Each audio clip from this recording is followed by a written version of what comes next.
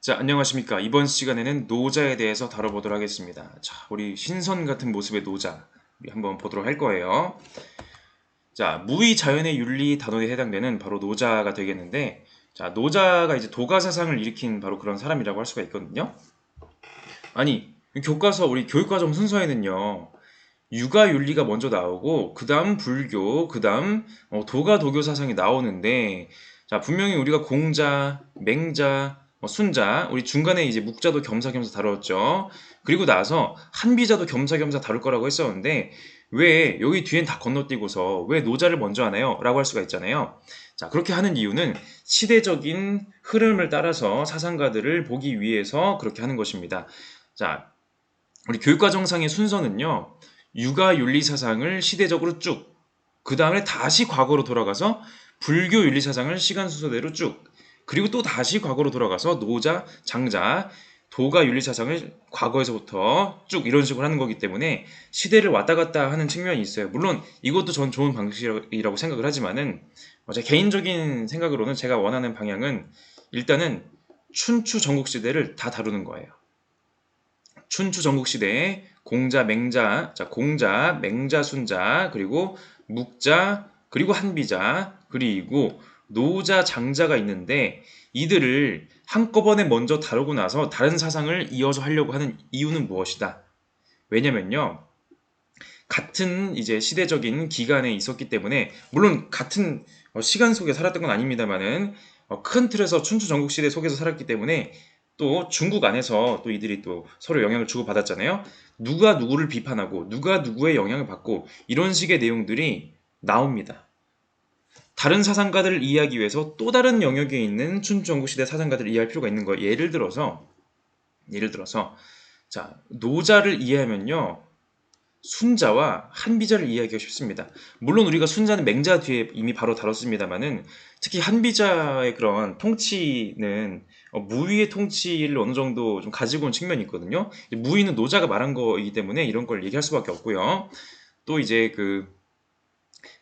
노자 장자가 공자를 비판하는 부분이라든지 뭐 아니면 이후 시대 사상가들 특히 이제 한나라 위진남북조 이런 시대를 가시면요. 삼국 위진남북조 유교와 도교가 섞여서 전개가 되는 부분들이 있거든요. 그런 것들을 놓칠 수가 없고요. 자, 하여간 그런 식으로 우리가 한번 다뤄보도록 할 겁니다. 자, 만약에 여러분이 결혼을 한다고 가정을 해봅시다. 자, 가정한다면요. 누구나 나는 이런 사람하고 결혼하는 게 좋겠다라고 하는 그런 기준이 있을 거 아닙니까? 뭐 기준이 없어도 나중에 그런 기준이 생기겠죠. 뭐 가치관이라든지 가정 분위기, 경제력, 성격, 외모, 종교, 직업 등등 온갖 것들이 있는데 여러분이라면은 한번 우선순위를 매겨봅시다. 가장 포기할 수 없는 1순위가 뭐예요? 누구는 경제력이 될 수도 있고 누구는 성격이 될 수도 있고 누구는 외모가 될 수도 있는 거예요. 누구는 종교일 수도 있고 직업일 수도 있고 여러 가지가 있겠죠? 자, 그런데 사람마다 1순위로 꼽는 것은 다릅니다. 친구가 만약에 여러분이 선택한 걸 가지고서 야, 넌 어떻게 그걸 선택하냐? 되게 어리석은 거 아니냐? 이걸 선택하는 게 다른 걸 선택하는 게 맞지. 이런 식으로 말하는 친구가 있다면은 그 친구가 이상한 거죠? 왜?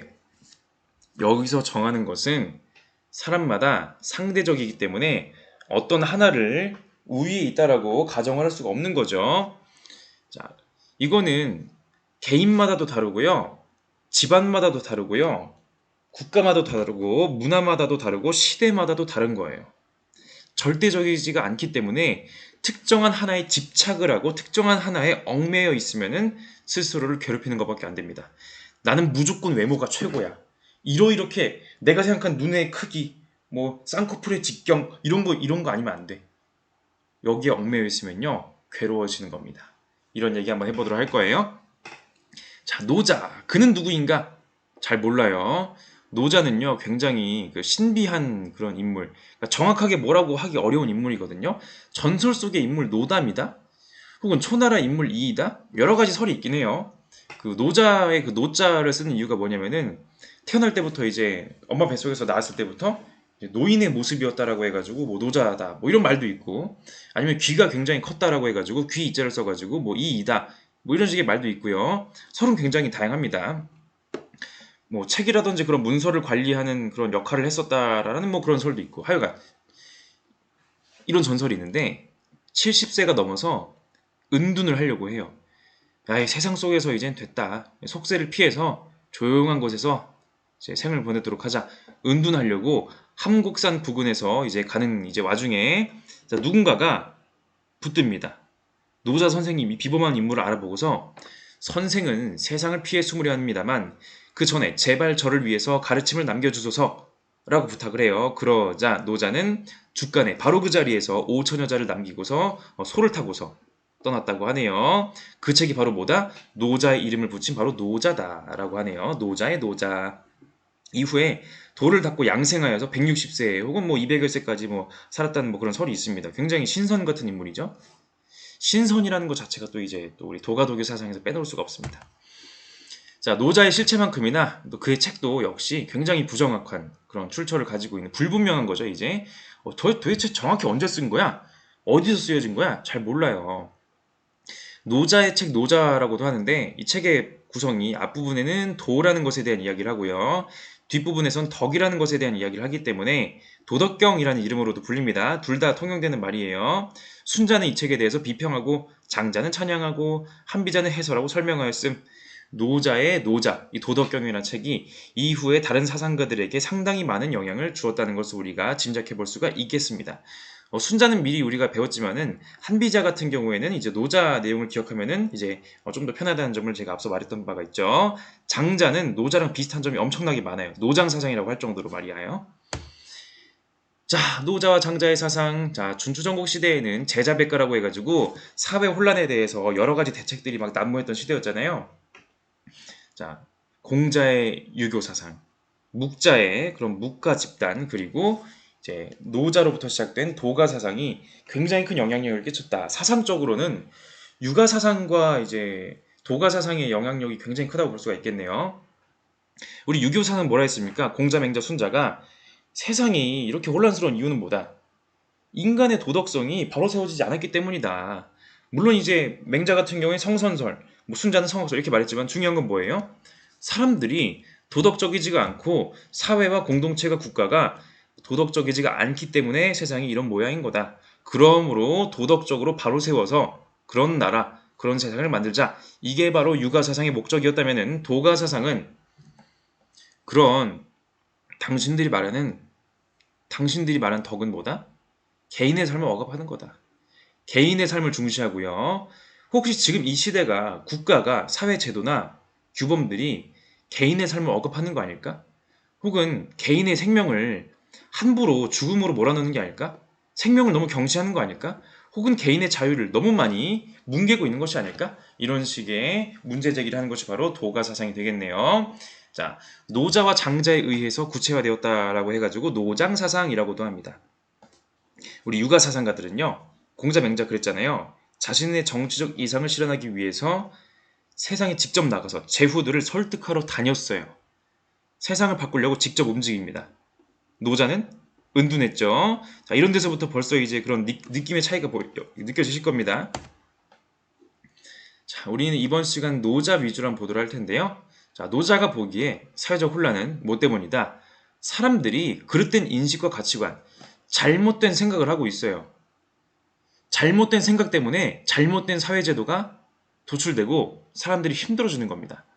쓸데없이 힘들어지게 만들고 있어요. 이런 걸 뭐라 그런다? 인위라고 합니다.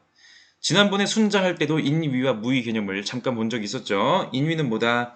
인간이 의도적으로, 의식적으로 뭔가를 하는 거예요. 자위라고도 하죠. 반면에 무위는 인간이 의도적으로, 의식적으로 하지 않은 것, 의도가 개입되지 않은 있는 그대로를 내버려 두는 것. 이게 바로 무위 혹은 무작위라고 할 수가 있겠네요. 일부러 뭔가를 꾸미거나 더하거나 그러지 않습니다. 자, 주사위 보시면요. 1부터 6까지 숫자가 나와 있잖아요. 1, 2, 3 이렇게 나와 있겠죠. 주사위를 던지면은 어떤 숫자가 나올지는 제대로 된 주사위라면요. 확률이 6분의 1입니다. 반면에 내가 인위적으로 주사위를 조작해가지고 모든 변에 1이 나오도록 했어요. 어떻게 던져도 1이 나오겠죠? 무위와 인위의 차이를 한번 간략하게 한번 비유를 해보았습니다. 자, 순자는 인위를 되게 좋아했었죠. 성악설로 시작하니까. 반면에 노자, 장자를 비롯한 도가, 도교 사상은 인위를 굉장히 싫어하고 무위를 아주 중요시했다. 이게 아주 중요한 앞으로도 계속 나오게 될 구도가 되겠습니다. 뭐가 인위고 그래서 뭐가 무위인데 이런 게 중요한 거죠. 자, 우리 결론만 말하면은 본래 소박하고 순수한 덕을 인간은 가지고 있는데 자, 무위 인간 그대로의 모습은 뭐다? 소박하고 순수한데 인위적으로 자꾸 뭔가를 해요. 억지 생각을 하기 때문에 억지 행동을 하고요. 사람들이 괴로워지는 겁니다. 사회가 혼란스러워지는 거예요. 자, 그 억지와 억지가 아닌 것을 이제 구별해주는 기본적인 단어 바로 도가 되겠습니다. 도를 따를 때 문제가 해결될 수가 있다. 도는 뭐다? 천지 만물의 근원이자 변화 법칙. 세상의 모든 것은요, 변해요. 날씨도요, 봄, 여름, 가을, 겨울, 봄, 여름, 가을, 겨울. 해가 떴다가 졌다가 떴다가 졌다가 달이 떴다가 졌다가 해가 오늘은 이만큼 뜨고 나중에 저만큼 뜨고 사람들도 생로병사 생로병사 동물들도 생로병사 자연이 움직이고 이런 식의 나라가 흥망성쇠 온갖 변화가 있는 세상 속에서 변화하는 세상 속에서 변화하는 만물 속에 갖추어진 변화의 근원 모든 것의 법칙이 바로 도라는 것입니다. 이건요 우리가 얼추 그렇게 도라는 이름으로 표현하는 것이지 인간의 경험과 상식으로는요 제대로 파악할 수가 없어요. 절대적인 그 무엇이에요. 그러니까 그 무엇이 있는데 세상 변화의 아주 근본 원리, 변화하지 않는 근본 원리가 있는데 그게 뭔지는 잘 모르겠어. 근데 이것을 우리가 도라고 억지로 한번 이름 붙여본 거예요. 그래도 뭔가 부를 말은 있어야 되지 않겠냐. 도라고 해볼게요. 라고 하는 겁니다. 자, 육아에서 말하는 도라는 건요. 이 도라는 한자를 도가 도교 사상에서만 쓰는 거 아닙니다. 이거 길도자잖아요. 길도자. 길이라는 말을 노자만 쓰겠습니까? 그냥 중국어 한자에 그냥 다 있는 거예요. 이거는. 육아에선 특히 어떤 의미로 많이 쓰냐면요. 길. 무슨 길? 인간이 마땅히 따라야 하는 당위 법칙. 그러니까 도덕 법칙이자 올바른 도리다. 인간은요. 인의 예지에 따라서 살아야 돼요. 이게 인간이 마땅히 가야 할 길이라는 거죠. 굉장히 도덕적인 그런 강조. 반면에 도가에서 말하는 도는 이런 인간의 행동 규범, 이걸 넘어서는 당위 법칙을 초월하는 천지 만물의 모체. 굉장히 그 의미가 확장되어 있죠. 굉장히 그 의미가 굉장히 심오합니다. 모든 것의 근본이자 모든 것의 원리, 그리고 이치라고 합니다. 우리가 이걸 비유할 때 여러분 과학 시간에 배우는 자연 법칙, 뭐 예를 들어 뭐 만유 인력의 법칙, 뭐 이런 것들을 상대성 이런 걸 가지고서 비유하면은 이해하기가 쉬울 수 있겠는데 물론 그것이 그대로 이제 노자 사상에서 말하는 도랑 일치되는 말은 아닙니다. 자, 봅시다. 이거 아주 노자 1장, 노자 도덕경이라는 책이 81장까지인가 있거든요. 이제 가장 앞부분에 나오는 겁니다. 도가도 비상도, 명가면 비상명. 자, 도라 일컬을 수 있는 것이면 영구불변의 도가 아니며 이름이라 호칭할 수 있는 것이면 영구불변의 이름이 아니다. 무명천지지시. 자, 무는 천지의 시작이고 유는 만물의 모체이다. 자, 도는 무엇이다? 도라는 건요. 함부로 이름 붙일 수가 없어요. 진짜 영구불변의 도는 뭐다? 그 무엇, 초월적인 그 무엇입니다. 이것으로부터 자, 없을 무, 파악하기가 쉽지가 않습니다. 이것으로부터 이름 없는 것이죠. 천지의 시작이 된다. 모든 것은 도에 의해서, 도라고 하는 만물의 그 어떤 근원적인 법칙에 의해서 움직이는 것이다. 모든 것은 도에 따라 살아가기 마련이에요. 자, 혼연일체에 어떤 것이 있어 천지에 앞서 존재했다. 소리도 없고 형체도 없이 독립적으로 존재하고 영원불변하며 두루 작용하여 위태롭지 않으므로 천하 만물의 모체로 삼을 수 있다. 나는 그 이름을 모르는데 그것의 자를 도라고 하고 억지로 위대한 것이라고 이름한다. 하여간 그런 원리가 있기 때문에 뭔가 이걸 말해야 되잖아요. 도라고 일단 불러본다 이거죠. 정확한 이름은 모르지만은 자, 도에서 하나가 생기고 하나에서 둘이 생기고 둘에서 셋이 생기고 셋에서 만물이 생긴다. 모든 것은 도에서 비롯된다는 말을 하고 있습니다. 천지 만물은 유에서 생기고 유는 무에서 생긴다. 자, 무라는 말로도 표현이 되고 있네요. 뭔가 당장 눈으로 막 보이는 게 아니야. 형체가 없어요. 막 만질 수 있는 게 아니에요. 이런 거는 도라는 것은요 냄새 맡고 맛볼 수가 없어요. 그러나 분명히 세상이 움직이는 근원적인 법칙으로 뭔가가 있긴 한 겁니다. 도는 영원 불변하고 이름이 없다. 도는 언제나 자귀하지 않으나 이루지 않은 일이 없다. 여러분 이 그 인용문은요. 무위 이 무불위 여기 이라는 글자는 이제 그 어조사입니다. 그러나 그리고 이럴 때 쓰는 말이죠. 무위 이 무불이라는 말인데 이거 상당히 많이 쓰이는 말이기도 하거든요. 이거 기억해 두시면 되게 좋습니다. 자, 도는 언제나 자귀하지 않으나 도라는 건 뭐다? 무위해요. 억지로 하는 바가 없어요. 그러나 무불위 이루어지지 않는 것이 없다. 도는요 그 자리 그대로 그저 있는 것일 뿐입니다. 단지 도는 있고요.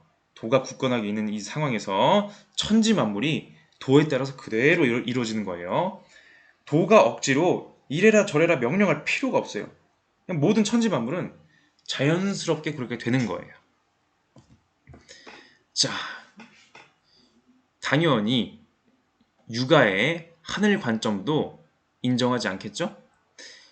육아 사상하고 도가 사상은요, 같은 춘추전국 시대 사상인 거 맞나 싶을 정도로 굉장히 이질적인 면모가 돋보이는데 특히 하늘에 대한 관점을 우리가 좀 볼 필요가 있겠는데요.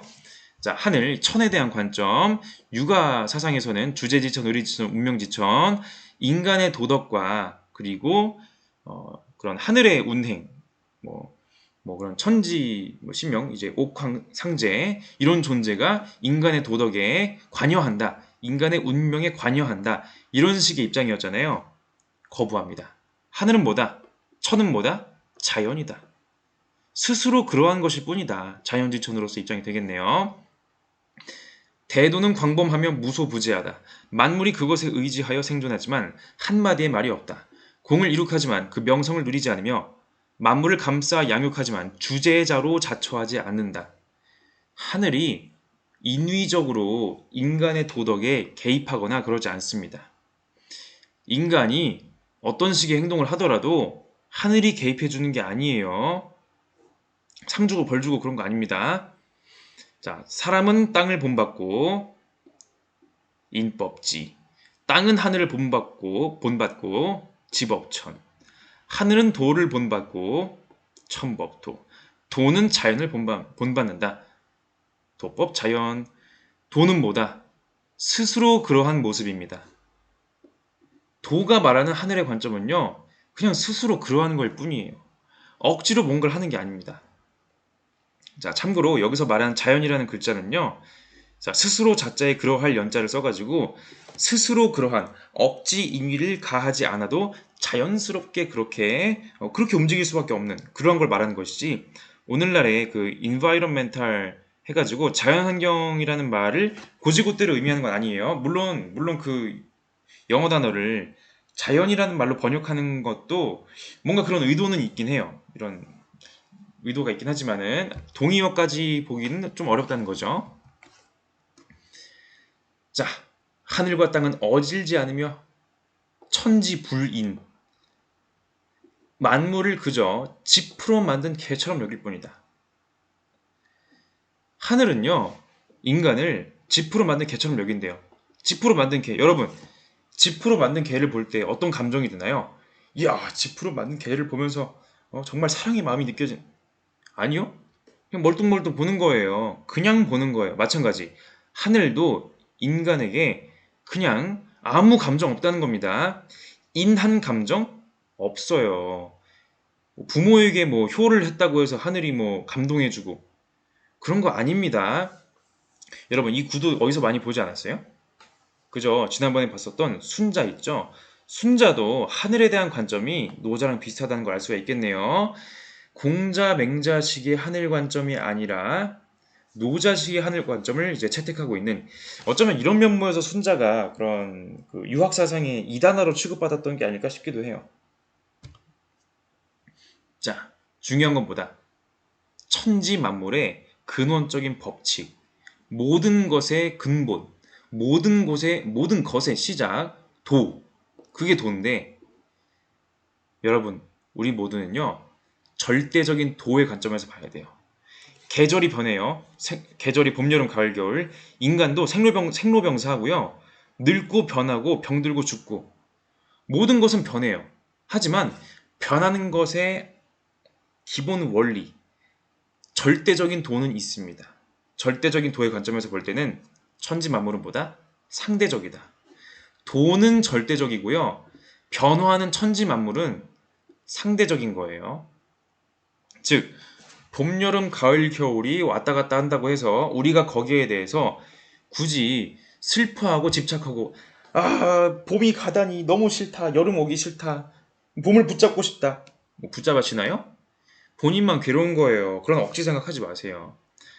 내가 늙고 이제 이렇게 된다니 너무 싫다.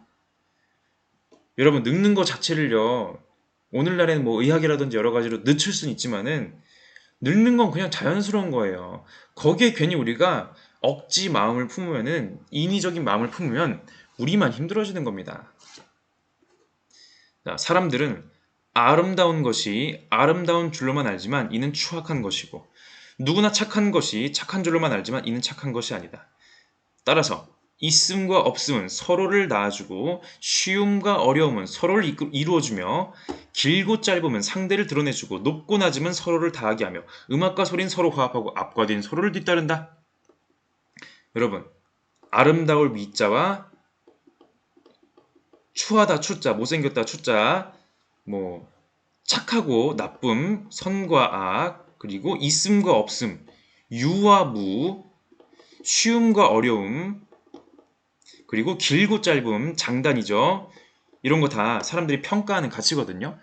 저 사람은 아름답구나. 저 사람은 못생겼구나. 저 사람은 착하구나. 저 사람은 악하구나. 이것이 있구나. 저것이 없구나. 이건 쉽구나. 저건 어렵구나. 보시면요. 굉장히 대립되는 개념들이잖아요. 이 대립되는 개념들은 서로를 필요로 합니다. 서로가 없으면요. 성립할 수가 없어요. 추한 것이 있어야만 아름다운 것이 있는 거예요. 아름다운 것이 있어야만 추한 것이 있는 거예요. 있다가 있어야지 없다를 알 수가 있고요. 없다는 걸 알아야 있는 것에 대해서 알게 됩니다. 시험 문제? 쉬운 문제가 있어야 저 문제가 어려운 거구나 알 수가 있고요. 어려운 문제가 있어야지 저 문제가 쉬운 문제구나 라는 걸 알 수가 있는 거죠. 길고 짧은도 마찬가지예요. 여러분 173이면요. 큰 키예요, 작은 키예요? 이거 상대적입니다. 대한민국 성인 여성 평균 신장에 비추어 보았을 때는 큰 키예요. 반면에 대한민국 성인 남성 평균 키 비추어 봤을 때는 큰 키는 아니에요. 아주 큰 키는 아니죠. 네덜란드 가시면요. 173? 남자 여자고 다 안 큰 키입니다. 거기는 키가 막 남자 180이 넘고 뭐 장난 아니죠, 거기는. 반면에 평균 신장이 더 작은 곳에 가서는요. 173은 남자에게도 여자에게도 평균적으로 큰 키가 되는 겁니다. 크다 작다 뭐 앞이고 뒤고 이런 거 다 뭐다. 서로가 있어야만 가능한 개념이에요. 심지어 아름답고 추하다는 거, 선하고 악하다는 거, 이거 절대적인 이거 규칙입니까? 아니요. 100년 전하고요. 5000년 전하고요. 20년 뒤하고요. 아름다운 사람에 대한 기준 다를 수밖에 없어요. 애초에 상대적인 가치인데 이거 가지고 우리가 얽매여가지고 힘들게 살지 말자. 자, 도라는 것은 반자도지동. 반대 것에 자 정의 마치 이거는 뭐 우리 윤리학 사상에 직접 나오는 내용은 아닌데 정과 반이라고 해가지고 예를 들어 있다가 있으면요 없다가 반드시 도출되는 것이고요 없음이 있으면요 있음이 반드시 도출될 수밖에 없어요. 노자가 말한 도는요 굉장히 역설의 논리를 가지고 있어요. 그 노자 사상의 그런 글들을 보면은 굉장히 좀 모순적이고 역설적인 그런 화법이 많이 나오거든요. 그런 식의 문장이 나오는데 그게 노자 문장의 굉장히 매력적인 특징이기도 하죠. 되돌아가는 것이 도의 운동이다. 반자도지동. 모든 것은 높아지면요 낮아지고 낮아지면 높아지고 그런 거예요. 영원한 건 절대 없는 겁니다. 영원한 건 뭐뿐이다? 천지만물의 법칙인 도뿐이다. 자, 재앙 속에 행복이 깃들어 있고 행복 속에 재앙이 숨어 있으며 정상이 비정상으로 돌아서고 경사가 재해로 돌아선다. 구부리면 온전해지고 굽으면 곧아지고 비면 채워지고 낡으면 새로워지고 적게 가진 자는 얻게 되고 많이 가진 자는 미혹에 빠진다. 회오리 바람은 아침 내내 불지 않고 폭우는 온종일 쏟아지지 않는다. 도로서 임금을 보조하는 자는 전쟁으로서 천하를 강압하지 않는데 전쟁은 전쟁을 부르기 때문이다. 사물은 항상 감손하면 증익되고 증익하면 감손된다. 양생을 꾀하지 않는 사람이 생명을 중시하는 사람보다 더욱 현명하다. 모든 것은요, 반대되는 것을 이미 내포하고 있어요. 올라가고 있다? 이미 내려갈 준비하고 있는 거예요. 내려가고 있다? 이미 올라갈 준비하고 있는 겁니다. 영원한 건 없는 거예요. 단지 도밖에 없다는 거. 양생이란 거는 무엇이다? 나의 생명과 나의 건강을 잘 돌보는 걸 양생이라고 하거든요. 자기 건강에 집착해서 오히려 인위적이고 이상한 민간요법 하는 것보다는 자연 그대로의 모습을 내버려 두는 사람이 오히려 더 오래 사는 거다. 이런 얘기 해주고 있는 거죠. 자, 아까 말했던 거 이어서 가봅시다. 세상의 많은 지식들은요, 편협해요. 어떤 것이 아름답다, 어떤 것이 추하다, 어떤 것이 선하다, 어떤 것이 악하다. 세상의 평가들, 이런 거 다 뭐다? 도에 근거한 지식이 아니라 인위적인 편협한 지식이에요. 현실의 가치들은 뭐다? 도에서 함께 나왔으나 이름을 달리한 것. 세상은 상대적인 가치만 지니기 때문에 뭐 금 보면서 야, 이거 어찌 이리 아름다울고. 따지고 보면은 금이나 돌덩이나 다 그냥 광물 아닙니까? 사람들이 금이라고 하는 것에다가 가치를 부여했기 때문에 금이 비싼 거 아니에요? 금이 만약에 널브러져 있어요. 금이 너무 많아. 쓰고도 남을 정도로 넘쳐 흘러. 그래도 사람들이 금을 그렇게 귀중하게 여길까요? 금을 훔치면서 살아갈까요, 사람들이? 그럴 리가 없죠. 애초에 이런 소중히 여기고 소중히 여기지 않고 모든 가치는 다 상대적이다. 얽매이지 말자. 자, A4 용지 한 장으로 미인 구분, 나라마다 다른 미인의 기준. 자, 브라질에서는 뭐 아프리카에서는 미인의 기준이 나라마다 다르대요. 시대마다도 다르대요. 그리스에서는 뭐 로마에서는 마른 게 좋다고? 당신은 마른 채로 살아라. 특정한 미의 기준 강요하지 마세요. 오늘날에 외모 지상주의 이런 거 있잖아요. 외모만 뭐 이쁘고 잘생기면 된다? 이런 거 자체가 인위적인 기준인 거예요. 잘못되고 있는 겁니다. 지식과 지혜가 출현하자 크나큰 허위가 생겼다. 이거 인위죠, 인위. 여러분, 노자는요, 지식, 지혜 이런 말 싫어합니다. 왜? 아, 그럼 사람들 멍청해지라는 건가요? 여기서 말한 지식과 지혜는 뭐기 때문에? 인위적인 지식을 말하는 겁니다. 인위적인 지식이 사람들을 망치고 있다. 자연스럽지 않은 부자연스러운 그런 사람들로 만들어버리고 있다. 인민을 다스리기 어려운 것은 그들이 지혜가 많기 때문이다. 이것도 인위적인 지식을 말하는 거죠.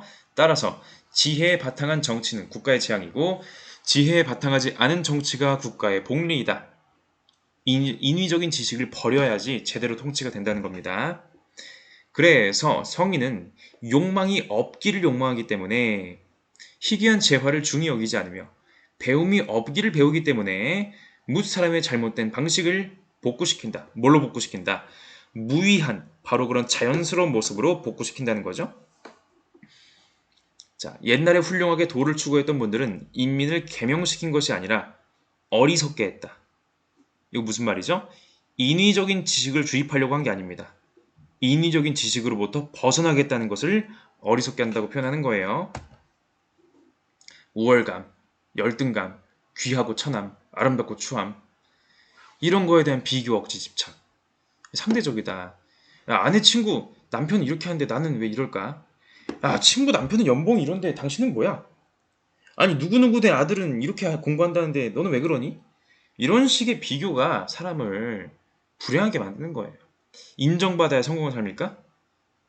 꼭 남들이 인정해줘야만 여러분이 행복해지는 건가요? 그런 가치를 애초에 보다 상대적인 가치다. 도의 관점에서 봐라. 그래서 이러한 천지 만물의 근원, 바로 이 도가 현실 속에서 구체적으로 드러난 것을 뭐라 그런다? 덕이라고 합니다. 도는요, 만질 수도 없고 볼 수도 없고요. 근데 확인할 수가 없어요. 단지 그런 원리가 있다는 것일 뿐이에요. 그 원리가 현실화된 것, 바로 덕이라고 부르는 겁니다. 자, 특히 노자가 보기엔요, 무위의 덕을 따라라. 인위하지 말고 무위의 덕을 따라라. 종합하면은 무위 자연을 제시하고 있습니다. 무위는 뭐다? 인위적으로 안 하는 거예요. 억지로 안 하는 거예요. 자연은 뭐다? 스스로 그러한 모습이 되겠습니다. 도에 근거한 스스로 그러한 자연스러운 모습을 존중해주고 거기에 인위적인 억지를 자꾸 강요하지 않는 것. 이게 바로 무위자연이 되겠습니다. 사람의 힘이 더해지지 않고 자연 그대로의 질서를 따르는 것. 이게 바로 무위자연. 자, 덕은 뭐다? 도의 거처이자 도가 사물에 기든다는 의미. 사물이 도로부터 얻은 바에 의해서 그 사물이 되는 것. 이걸 바로 덕이라고 하는 거고요. 무위의 덕에 맞게 살자. 이러한 모습을 상선약수라고 이제 설명하는데, 자, 도는 만물을 산생하고 덕은 만물을 양육한다. 물질이 사물의 모습을 형성하려면 자연의 형세가 그것을 완성한다. 따라서 만물치고 도를 존숭하고 덕을 중시하지 않는 것은 없다. 도가 존숭되고 덕이 중시됨은 누가 명령한 것이 아니고 그냥 그런 거예요. 영원히 그런 거일 뿐입니다. 자, 그 상선약수 설명하기 전에 이 덕의 개념을 좀 더 깊이 파고 들어가 볼게요. 그 노자의 그런 덕 개념이 우리가 좀 헷갈리지 말아야 될 게 노자도 덕을 말하고요. 맹자도 덕을 말하잖아요. 맹자가 덕 얘기했던 거 뭐 있습니까? 사덕 있죠? 인의예지. 이게 바로 이제 인간이 추구해야 될 사덕이라고 하는 거죠. 네 가지 덕. 자, 노자가 보기엔 기본적으로 여러분 노장 사상은 유가 사상을 비판하는 그런 구도라고 기억하시면 돼요. 노장 사상에서 보고 있는 유가에서 말하는 이런 인의예지 이런 덕은 뭐다? 이거 다 인위적인 거예요. 인간의 의도가 개입된 인위적인 자귀적인 거예요. 이건 억지입니다. 당신들이 말하는 공자 맹자 당신들이 말하는 인의예지는 자연에 부합하는 게 아니다. 억지로 사람의 생각과 행동을 바꿔가지고 불편하게 만드는 것일 뿐이다. 라고 주장합니다. 그래서 덕 중에 무슨 덕이다? 수준 낮은 덕이다. 하덕이다 라고 지칭하고 있는 거죠. 덕은 덕인데 하덕이다. 당신들의 덕은. 우리들의 덕은 뭐다? 상덕이다. 우리가 말하는 덕은 도에 부합하는 덕, 자연에 부합하는 덕입니다. 대표적으로 무의한 인생을 살아라. 무욕해라. 인위적인 욕망에서 벗어나라. 소박하고 순수해라. 이런 것들이 바로 노자가 말하는 상덕의 모습이 되겠네요. 자, 뛰어난 덕은 덕을 마음에 두지 않으니 이 때문에 덕이 있고 하찮은 덕은 하덕을 말하는 거죠. 덕을 잃지 않으려고 하니 이 때문에 덕이 없다. 뛰어난 덕은 무위하며 또 그것으로 무엇을 하려고 하지 않는다. 자, 뛰어난 덕은요. 억지로 하지 않아요. 무위해요. 자연스러운 걸 그대로 하게 내두면 됩니다. 반면에 하찮은 덕, 하덕은요. 그거 하려고 억지 노력을 자꾸만 해야 돼요. 자꾸 배워야 되고 자꾸 뭔가 내가 바꿔야 돼요. 힘들어요. 뛰어난 이는 사랑하지만 또 그것으로 무엇을 하려고 하지 않는다. 그런데 뛰어난 의는 행하면서 또 그것으로 무엇인가 하려고 한다. 뛰어난 예는 예를 따르면서 사람이 응하지 않으면 팔을 걷어붙이고 억지로 하게 한다. 자, 억지냐 아니냐, 무의냐 인위냐가 상덕과 하덕을 가르는 아주 중요한 기준이 되겠습니다. 그러므로 도를 잃게 된다. 도를 잃은 후에 덕이 나오고 여기서 말하는 덕은 하덕이 되겠죠. 덕을 잃은 후에 인이 나오고 의가 나오고 예가 나온다. 무릇 예는 진실함과 믿음이 옅은 것이니 어지러움의 싹이다. 사람을 안 믿으니까 자연스럽게 대우하지 않으니까 인이니 예니 이런 거 자꾸 강조하는 거다. 훌륭한 덕의 사람은 자기의 덕을 의식하지 않으니 그러므로 덕인 사람이다. 훌륭하지 못한 덕의 사람은 자기의 덕을 의식하니 그러므로 덕이 없는 사람이다.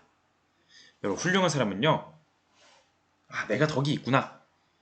이렇게 생각 안 해도 돼요. 이미 그게 너무 자연스러워서 생각도 안 날 정도예요. 훌륭하지 않으니까 자꾸 나 좀 대단한데? 나 되게 착한 사람인 것 같은데? 이런 식으로 자꾸 생각한다 이겁니다. 훌륭한 덕의 사람은 억지로 일을 하지 않으니 억지로 일을 할 까닭이 없어서이다. 그냥 자연스럽게 주어진 대로 그대로 살아도 그냥 그렇게 사는데 훌륭한 거예요. 그게 진짜 훌륭한 사람이죠. 훌륭하지 못한 사람의 덕은 억지로 일을 하니 억지로 일을 할 까닭이 많아서이다. 훌륭하지 않으니까 자꾸 억지를 부릴 수밖에 없는 겁니다. 자, 이렇게도 말하죠. 대도가 사라지면 인과 의 같은 것이 나서고 지략이니 지모니 하는 것이 설치면 엄청난 위선이 만연한다. 가족관계가 조화롭지 못하면 효나 자해 같은 것이 나서고 나라가 어지러워지면 충신이 생긴다.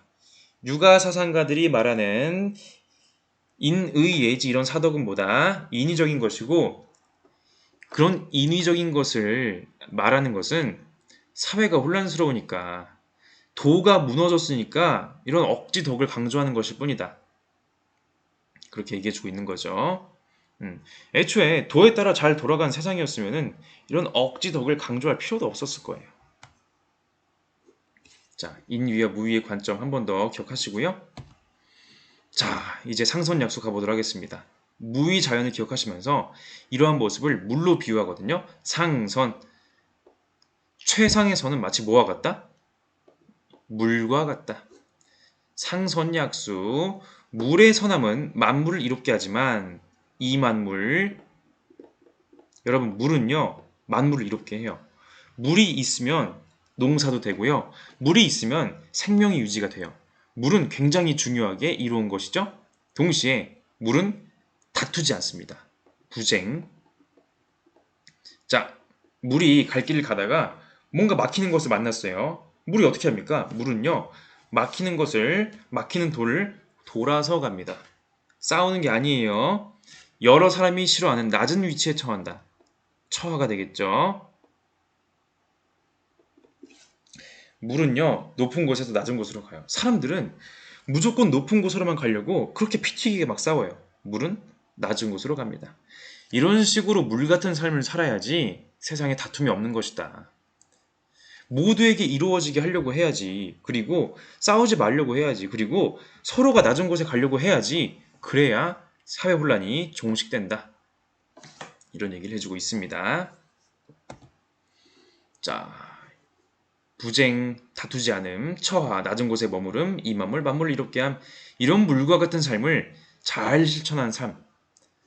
스스로를 드러내지 않고 물처럼 사는 삶. 억지로 자기 자랑하지 않고요. 물처럼 물 흐르듯이 사는 사람. 뭐라 그런다? 그런 사람을 성인이라고 부릅니다. 선생님, 성인은 지난번에 유교 사상가들 할 때도 성인 얘기 나오지 않았었나요? 맞아요. 성인이란 단어 자체는요, 그냥 좋은 단어고요. 누구나 쓸 수 있는 단어입니다. 단지 성인이란 단어의 의미가 유가 사상과 도가 사상에서 의미가 다른 것일 뿐이죠. 자신을 드러내지 않기 때문에 저명해지고, 자, 또 나왔죠? 노자 스타일의 굉장히 역설적인 문장. 자신을 드러내지 않기 때문에 오히려 유명해지는 거래요. 스스로 옳다고 하지 않기 때문에 항상 두드러지고, 자신을 내세우지 않기 때문에 공이 있고, 자신을 자랑하지 않기 때문에 장구하게 된다. 오직 다투지 않기 때문에, 부쟁하기 때문에 이 세상 아무도 그와 다툴 수 없다. 끝내 자기 스스로 위대하다고 여기지 않기 때문에 위대해질 수 있다. 천하에서 가장 유약한 것이 천하에서 가장 굳센 것을 지배하며, 천하에 물보다 유약한 것은 없지만 굳센 것을 공격할 경우 물보다 더 나은 것은 없다. 자, 물은요 아까 말했듯이 돌을 만나면요 돌아서 갑니다. 싸우질 않아요. 하지만 물은요 돌아서 가면서 돌을 점점 자연스럽게 오랜 세월을 통해서 파내는 거죠. 개천에 있는 돌들 왜 이렇게 둥글둥글합니까? 물이 흐르면서 서서히 깎아내는 겁니다. 내가 힘으로 억지로 거대한 돌을 밀려고 하잖아요. 돌이 안 밀려요. 그러나 물이 계속 흐르다 보면요. 언젠가 그 돌도 갈려서 작아지고 모래가 돼가지고 가버리는 겁니다. 성인은 스스로 뒤에 처하기 때문에 항상 앞서고 자신을 도외시하기 때문에 오히려 몸이 보전된다. 이것은 그가 사심이 없기 때문이 아니겠는가. 그래서 자신의 목적을 달성할 수 있는 것이다. 오히려 물처럼 살아야 뭐 낮은 곳에 거하고 뭐 안 싸우고 이거 완전히 손해보는 인생 아닙니까? 저래가지고 제대로 살 수 있겠어요? 아니요. 오히려 물처럼 살아야지 더 잘 살 수 있다. 물처럼 사는 인생이 오히려 더 장수하는 인생이다. 이런 얘기하는 거죠.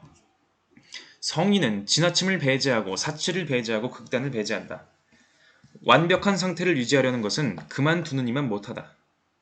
자, 사람들은요 완벽하게 되려고요. 집착하고 억지 부려요. 애초에 인간이 완벽해지려는 것 자체가 말이 안 되는 겁니다. 완벽해지려고 자기만 힘들게 해요. 쇠를 분리어 날카롭게 해놓으면 오래 갈 수 없다. 여러분, 완벽한 상태는 오래 가지 못합니다. 날카로운 바늘을 만들어 놨어요. 날카로운 바늘이 오래 가겠습니까? 아니면 둥글둥글한 이 덩어리가 오래 가겠습니까? 둥근 형태가 더 오래 갈 수밖에 없어요. 이거는 갈리고 갈려서 뭉툭해질 수밖에 없습니다. 금은 보화가 집안에 가득하면 도저히 지킬 수가 없다. 부귀한 위치에 있으면서 교만하면 스스로 화근을 남긴다. 공을 일으켰으면 몸은 물러나는 것이 하늘의 도이다. 이런 도를 보유한 사람은 완벽해지려고 하지 않는다. 라고 얘기를 하고 있습니다. 완벽에 집착하지 않는 여러분이 되었으면 좋겠습니다. 자, 그래서 이런 성인의 경지를요, 그 아이로 비교하기도 하거든요. 그 영아, 젖먹이 있죠? 세상을 몰라요. 세상의 인위적인 것에 때묻지가 않았습니다. 순수 소박 그 자체의 상태를 영아의 상태로 비유를 해요. 혹은 적자. 이 적자 이게 붉을 적자거든요. 시뻘건 아이. 왜 시뻘겋습니까? 지금 막 어머니 뱃속에서 낳은 아이, 시뻘건 상태라는 거죠. 그런 갓난 아이가 속세의 그런 막 억지 인위적인 도덕 규범 이런 거 알겠습니까? 갓난 아기가 막 야 누구 쟤는 왜 이렇게 못생겼냐 이렇게 생각하겠습니까? 아니에요. 갓난 아이와 같은 존재가 바로 성인이다. 즉 인위적인 것에 물들지 않은 상태가 바로 성인이다라는 것입니다. 나는 홀로 단박하여 아무런 동요가 없는 것이 마치 영아가 아직 웃을 줄 모르는 것과 같도다. 무엇이 옳고 그르고 무엇이 좋고 나쁘고 이런 상대적인 가치관에 지배당하지 않는 거죠. 영원 불멸할 덕에서 상덕, 항상된 덕, 도에 근거한 덕이죠. 영원 불멸할 덕에서 유리되지 않으면 떠나지 않으면 영아처럼 단순한 상태로 복귀할 것이다. 여러분 다시 영아처럼 되셔야 됩니다. 마음에 품은 덕이 두터운 사람은 갓난 아이에 비할 수 있다. 상덕을 말하는 거죠. 성인의 천하통치는 사람들의 심사를 무지단박한 상태로 복귀시킨다. 복귀. 사람들은 인위적인 지식에 물들어 버렸어요. 진정한 통치자는 어떻게 된다? 인위적인 지식을 벗어 던지고 갓난 아이처럼 순수하게 되도록 만들어주는 것이 성인이다. 즉 성인은 천하의 모든 사람을 마치 아이처럼 대한다. 이렇게 얘기를 해주고 있습니다. 그래서 이런 무의자연의 경지, 성인의 삶, 상선약소의 삶을 이루기 위해서는 허정에 힘쓰세요 라고 얘기해주고 있네요. 허정, 비유라는 거예요. 자, 잠깐 앞에 그 처하라는 말도 맞고 여기는 겸허죠. 겸허라는 말도 씁니다. 자, 아까 말했죠. 겸하, 처하라고도 하고 자, 물처럼 사는 삶입니다. 겸하, 처하다 이제 같은 말이죠. 스스로 자신을 낮추고 비우는 태도다. 이게 진짜 자연스러운 태도다. 무사, 사사로운 감정에 얽매이지 않아요. 무지, 인위적인 지식이 없는 상태예요. 이런 게 바로 허정과 부합하는 삶이다. 마음의 일체에 그런 인위적인 것을 비워낸 상태. 자, 육아사상, 맹자 같은 거 보세요. 맹자, 내 마음에 선한 본성을 확충해야 돼요. 내 마음이 선한 것으로 가득 차게 해야 돼요. 순자, 성악설, 악한 본성에서 변화해가지고 내가 예에 맞게 행동해야 돼요. 나를 예로 다스려야 돼요. 국가를 예로 다스려야 돼요. 이 마음, 온 마음에 예가 가득해야 됩니다. 반면에 노장사상은요, 비우는 게 특징입니다. 내 마음속에 갇히고 있는 인위적인 것을 비워내야지만 제대로 살 수 있다. 욕심도 비우고 가짜 지식도 비우고요. 억지도 비우고 상대적인 가치관 이런 거 다 비워내라. 그래서 이것을 정치에 응용하면은 무위의 다스림, 무위지치가 되겠습니다. 이걸 통해서 백성들의 평화롭고 소박한 삶을 실현할 수가 있다. 다시 말해서 지금 춘추 전국 시대는 무위의 다스림이 안 되고 있기 때문에 백성들이 힘든 거다. 무위의 다스림. 무위, 억지로 뭘 안 해요. 다스림이 없는 다스림이에요. 이것도 굉장히 역설적인 표현이죠. 아니, 다스림이 없는 다스림이다? 아무것도 안 하면 그게 통치자입니까? 정치하는데 아무것도 안 하고, 나 이제 아무것도 안 해야지. 자, 나 그냥 누워서 잠만 잘게요. 이게 정치입니까? 자, 엄밀히 말해서는요, 무위의 정치는요, 인위적인 것을 억지로 시키지 않는 정치. 백성들에게 군주가 생각하는 어떤 욕심이나 그런 것들을 강요하지 않는 거예요. 백성들을 도와 자연에 부합하도록 내버려 두는 겁니다. 이거를 그냥 무조건 방임한다 이런 느낌이라고 보시면 좀 어려울 것 같아요. 왜냐면은 도와 자연에 아니 국가가 없으면은 누가 범죄 저지르고 살인 저지르고 절도 저지르고 이러면 누가 처벌합니까? 애초에 범죄를 저지르는 것조차 무위자연하게 안 살아서 그런 거예요.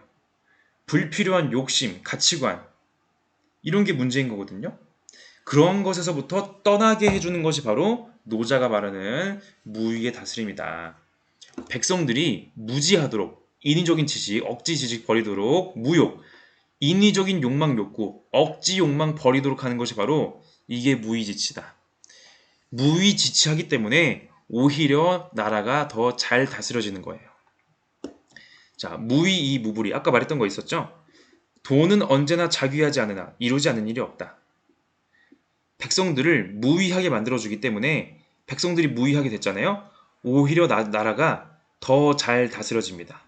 무위 무불이 무위하지만 오히려 모든 것이 이루어지는 정치다. 자, 그래서 자, 군주의 모습은 어때야 된다? 마치 이런 무위의 다스림, 마치 물과 같은 그런 다스림이어야 된다. 자, 바다가 수백에 넘는 강의 왕이 될 수 있는 것은 강보다 낮은 곳에 있기 때문에 강물들이 다 바다로 가는 거예요. 그런 넓은 마음으로 강들을 다 포용할 수 있으려면요, 낮은 곳에 있어야 됩니다. 마찬가지. 나라를 다스리는 사람은 백성을 이끌 때 낮은 자세를 취해야 돼요. 성인은 인민을 통치하려고 할 경우 반드시 말로써 겸하하고 인민을 선도하려고 할 경우 반드시 자신의 이익을 뒤로한다. 성인은 다투지 않기 때문에 이 세상 아무도 그와 다툴 수가 없다. 자유롭기 때문에 용감할 수 있고 검약하기 때문에 관대할 수 있고 감히 남 앞에 나서지 않기 때문에 만인의 우두머리가 될 수 있다라고 얘기해주고 있습니다. 자, 현자를 숭상하지 않으면 인민들 사이에 다툼이 없어지고 희귀한 보화를 중시 여기지 않으면 도둑이 없어지고 욕망을 일으킬 만한 것을 보이지 않으면 인민의 생각이 교란되지 않는다. 자, 똑똑한 사람, 인위적인 지식을 많이 가지고 있는 사람을 우대하잖아요. 다들 인위적인 지식을 갖추려고 노력을 해요. 세상이 어떻게 되겠습니까? 이런 현자들 숭상하지 말아야 된다. 희귀한 보화, 야, 금 이거 정말 가치 있다. 가치 있다라고 생각하니까 자꾸 도둑이 일어나는 거예요.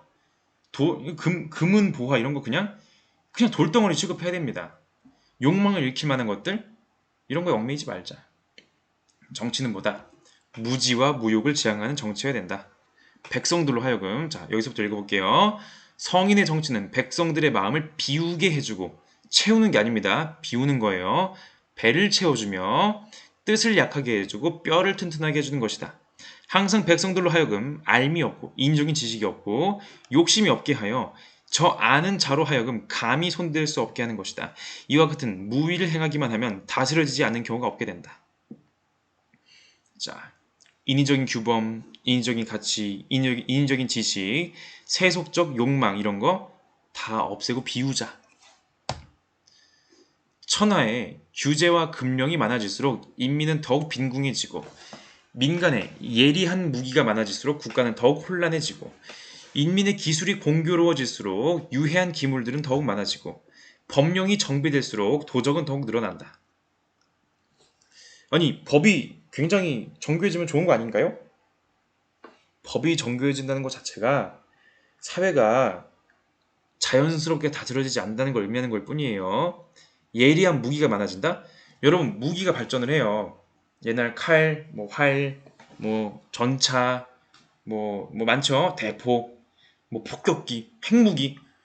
무기가 발전하죠?